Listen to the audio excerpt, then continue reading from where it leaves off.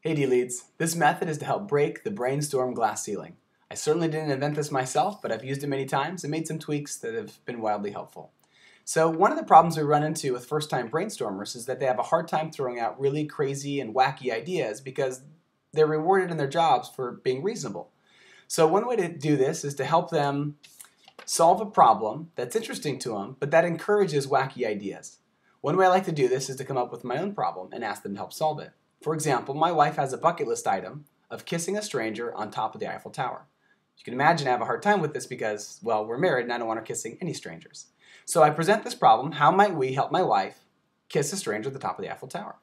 So you can imagine pretty soon great ideas are flowing and people feel comfortable saying things like, well, why don't we kidnap her? And why don't you dress up like a French artist? And why don't you turn her around and kiss her before she has time to realize who it is and she'll think it's a stranger? After we've had a lot of this fun, then we switch to the problem at hand within the organization. And after this, they have an easier time jumping to these wild and crazy solutions that inspire the ones they end up using.